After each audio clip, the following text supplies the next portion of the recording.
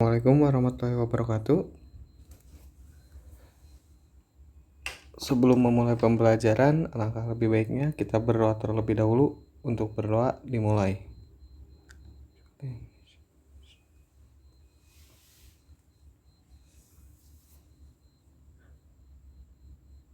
Berdoa selesai.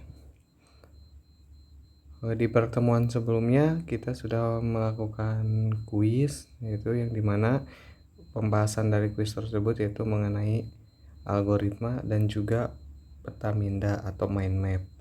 Nah, di pertemuan sebelumnya sebelum kuis itu kita sudah membahas sedikit mengenai peta minda atau mind map itu, mulai dari pengertian dan lain-lain. Nah, untuk di pertemuan sekarang kita akan bahas kembali, akan lanjutkan mengenai peta minda atau mind map ini. Yang dimana yang akan kita bahas itu yaitu mengenai jenis-jenis peta minda atau mind map. Yang kedua yaitu manfaat dari peta minda atau mind map. Dan yang ketiga cara pembuatannya. Lalu yang keempat yaitu contohnya itu seperti apa untuk contoh dari peta minda atau mind map ini. Nah, pertama di sini ada jenis-jenis peta minda. Di sini ada 3 jenis. Yang pertama itu mind map silabus. Yang kedua ada mind map bab. Yang ketiga ada mind map paragraf. Nah, di sini mind mapping silabus atau mind map makro itu merupakan jenis mind mapping yang membantu memberikan gambaran tentang apa yang dipelajari. Biasanya mind mapping ini dibuat dengan ukuran besar dan ditempel di dinding. Yang kedua yaitu mind mapping bab, yaitu adalah mind mapping yang dibuat berdasarkan rangkaian bab yang telah dipelajari. Namun mind mapping bab harus diringkas poin penting atau garis besarnya saja untuk mudah mengingatnya. Nah, ini mungkin bisa digunakan untuk kalian belajar, misalkan dalam satu semester belajar berapa bab. Nah, di beberapa bab tersebut misalkan di sini di Siskomdik ada pelajarnya Siskomdik, ada berapa bab. Nah, di bab itu dipecah lagi, ada beberapa pembahasan. Nah, pembahasan itu dipecah lagi, ada apa saja, seperti itu. Yang ketiga ada mind map paragraf, yaitu mind mapping yang dapat memberikan informasi secara lengkap, karena selain bisa melihat ringkasan dari setiap bab dan juga bisa mengetahui detail dari penjelasannya. Keuntungannya menggunakan mind mapping paragraf ini adalah dapat dibuat di buku teks kecil. Nah, mungkin untuk contoh-contoh dari ketiga mind map jenis-jenis peta minda atau mind mapping ini dapat kalian juga searching di internet untuk contoh-contohnya, seperti itu. Poin kedua yaitu di sini kita akan bahas mengenai manfaat peta minda atau mind map. Yang pertama, manfaatnya itu dapat meningkatkan kemampuan untuk mengingat sesuatu yang penting.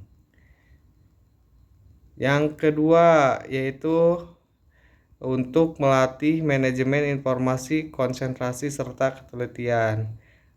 Adapun untuk penjelasannya dapat kalian baca sendiri ya.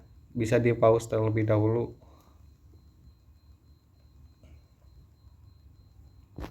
Yang selanjutnya, yang ketiga yaitu untuk mengasah kreativitas dan juga imajinasi. Yang keempat yaitu menghemat waktu dalam mempelajari dan memahami informasi.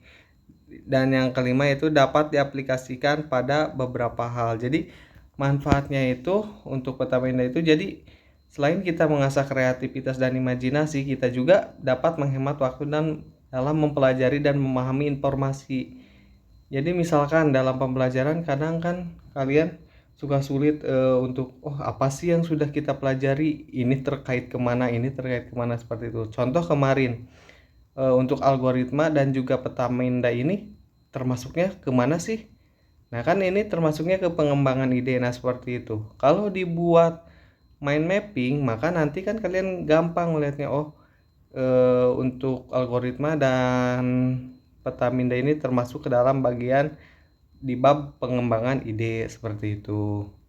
Lalu peta minda ini atau mind mapping ini juga dapat diaplikasikan pada beberapa hal. Jadi pembuatannya itu tidak hanya untuk pembelajaran saja, tapi bisa untuk misalkan merencanakan kegiatan liburan, atau misalkan menjelaskan tentang diri kalian atau dari idola kalian seperti itu. Untuk penjelasannya seperti yang pertama tadi dapat dibaca oleh kalian, dapat di-pause terlebih dahulu videonya terus kalian pahami dan juga baca seperti itu.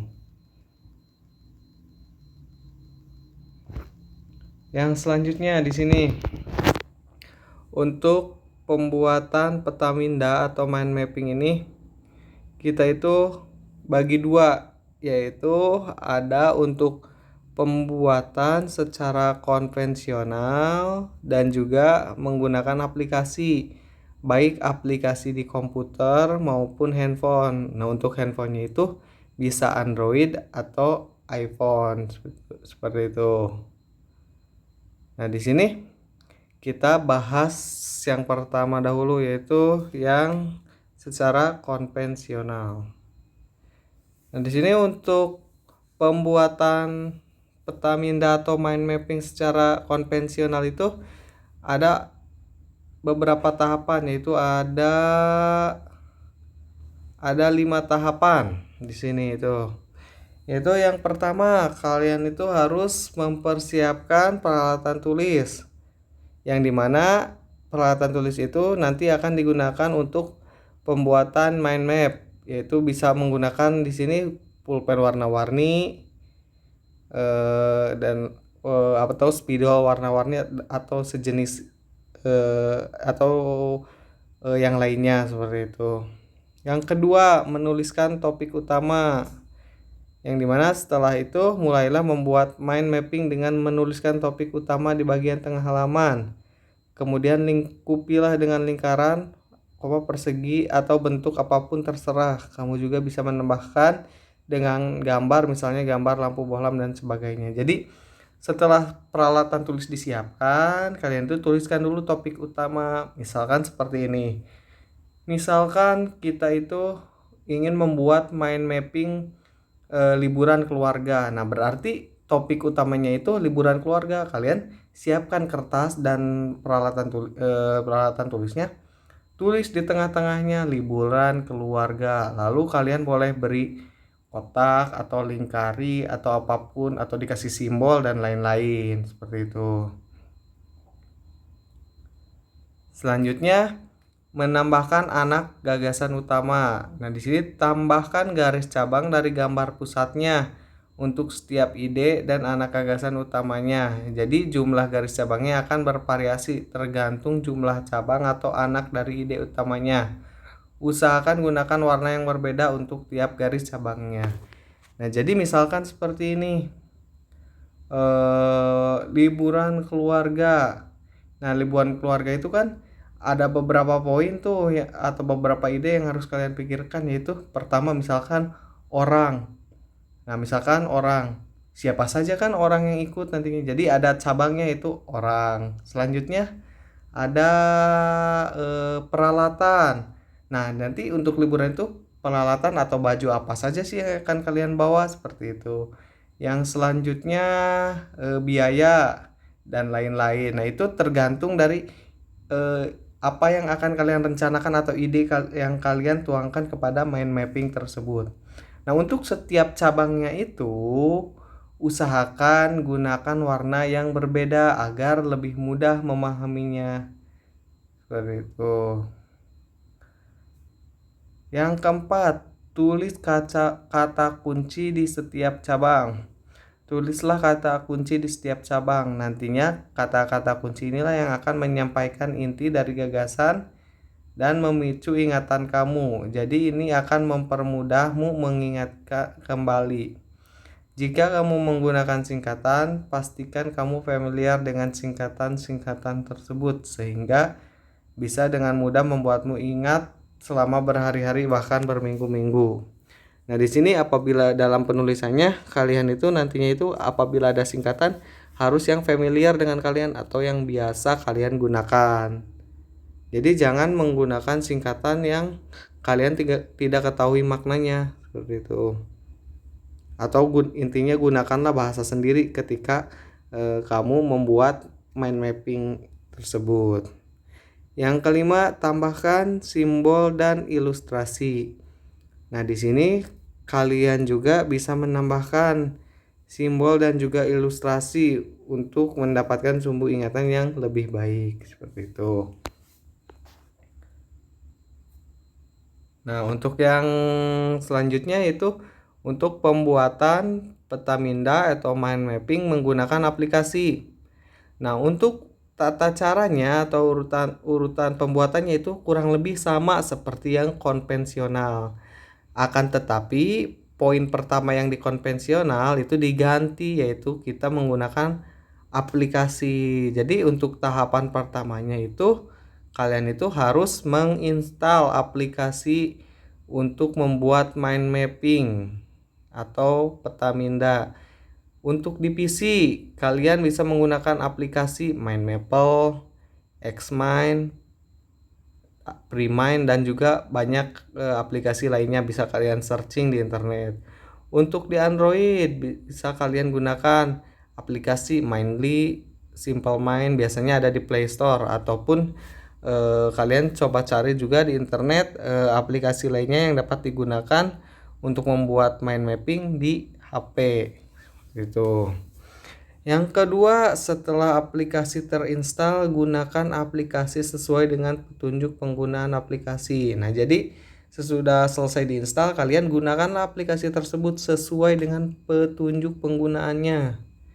Nah, yang ketiga, nah baru masuk di seperti yang konvensional, yaitu kalian tuliskan topik utamanya, tambahkan anak gagasan utamanya, lalu tulislah kata kunci di setiap cabang. Yang keenam, tambahkan simbol dan juga ilustrasinya, seperti itu.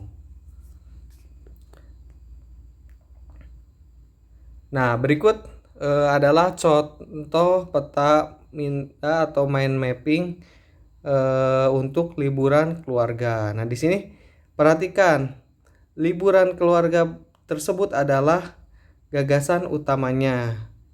Yang selanjutnya ada cabang-cabangnya, yaitu atau tadi itu